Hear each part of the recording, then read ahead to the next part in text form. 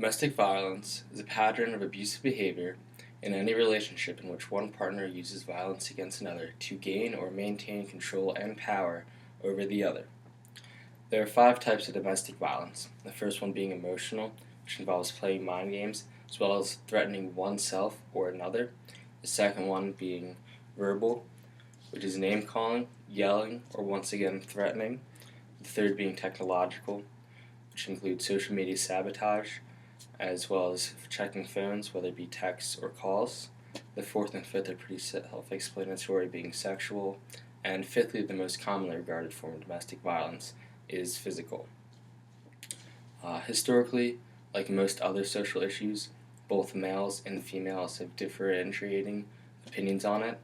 However, we can see in this case that both males and females within their own groups have a variety of opinions as well.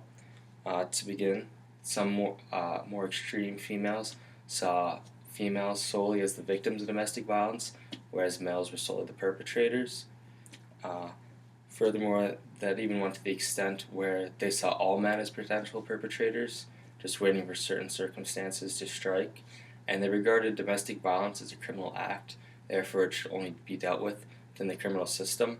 They found no needs for studies to look into explanations or reasonings behind domestic violence.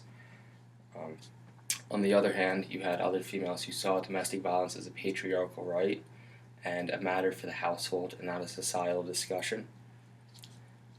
Men's groups, like females, also had their variety of opinions. Men, some more extreme, saw themselves as hopelessly aggressive by nature, as well as controlling and violent. The men more aligned in the middle way felt sympathetic towards the cause of females in regard to domestic violence, however were more upset at the notion that they themselves were being labeled batterers along with other things because of a few men's decisions. And finally, the more civil act males saw themselves as knights in shining armor, felt it was their duty to try and stop domestic violence themselves instead of understanding the structure of domestic violence.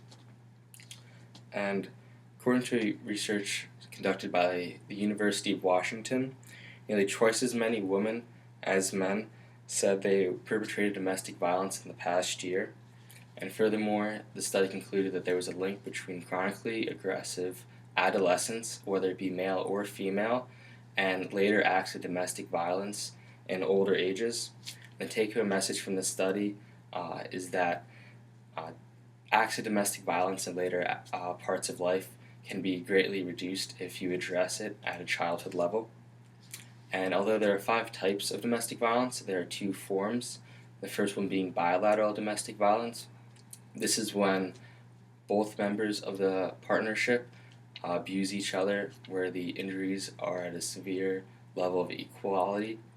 And the second one being unilateral domestic violence, and that's where only one partner uses violence towards the other. And a study by Stetz and Strauss concluded that 70% of the time females are the perpetrators in domestic violence, and 30% of the time males are perpetrators in domestic violence.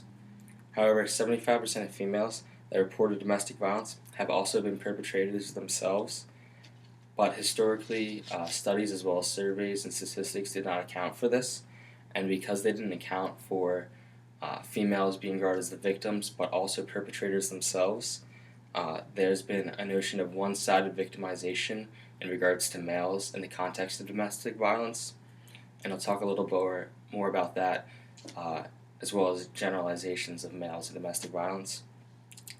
To begin, the common stereotype of males in regards to domestic violence is a bullying man who is hyperactive, jealous, and at times has a drinking problem. Also, one reason men are less likely to be viewed as the victims of domestic violence is because they are less likely to report it. In 1992, then less than 1% of males who were victims of domestic violence actually reported it to the police. And men are also less likely to retaliate when being struck first by their female counterparts compared to females being struck by the male counterparts. The effects on male victims can be seen through a gender paradigm, which also holds that female violence towards male towards males is less serious than male violence towards females. And a study was done in a Philadelphia emergency clinic that found 12.6% of males over a 13-week period were in there because of domestic violence. And the study further found that 47% of the cases, the males were either hit, punched, kicked, bitten, or choked, and 37% of the cases, there was a weapon involved.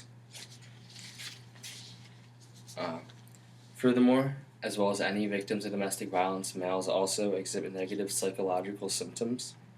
Often their partner will use acts of controlling known as intimacy terrorism, and that includes death threats, threats to a pet, display of a weapon, smashing things, or threatening the use of the legal system. And men seeking relief show the same mannerisms as well as behaviors as women seeking relief in domestic violence, which shows the same effects on them overall. Furthermore, in regards to males and domestic violence, the judicial system has historically and at times still presently worked against them, and the notion that a domestic violence case, as far as the law concerns, involves a perpetrator as well as a victim. However, as I said, bilateral involves two perpetrators as well as two victims. Both involve each category.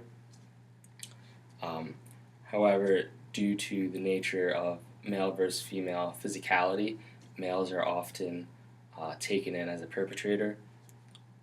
85% of the cases in Oregon Youth Study of bilateral domestic violence showed that males were either arrested or charged with the crime, whereas the females were not. And men suspected of being perpetrators or females or victims of domestic violence are also taken less seriously and treated more harshly. On the other hand, female victimization as well is more known in society in terms of domestic violence. However, I'll still review that. Currently, domestic violence is at an epidemic proportions. Roughly 6.2 million American women each year fall victim to domestic violence, and the injuries are severe enough to outnumber the injuries caused by car accidents, muggings, and rapings combined. Historically, domestic violence, in terms of police practices, the less severe cases have been handled mostly within family. However, if the injuries get severe enough, it would be seen as solely a criminal act and be dealt with in the criminal system, like I stated before. Furthermore, domestic violence was seen as a tool by men to exert their power over females. Also, some men even thought it was their right to use violence against females if they were threatening the male's power. Often females would be questioned if they're in an abusive relationship, why don't you just leave, or why don't you get out of there? However, often there are a lot of situations or aspects that won't allow them to leave. For instance, often they'll be scared into saying, whether it be a threat to themselves or a child. The fear of retaliation from leaving the relationship. Some females have a strong ideology in the sense that it's important to keep the family structure intact. And finally, domestic violence is a gradual process happening over time, and it'll begin with lighter incidents and grow, and at each instance the male will keep asking for forgiveness and a second chance, and the woman will keep believing and believing him. There are, however, today many treatments for domestic violence because in past decades we've learned a lot more about it.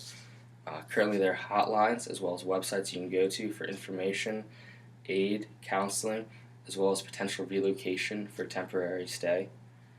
The most important part of domestic violence treatment is getting the person to a safe location, whether that's be relocating or getting a restraining order so the victim can stay at home.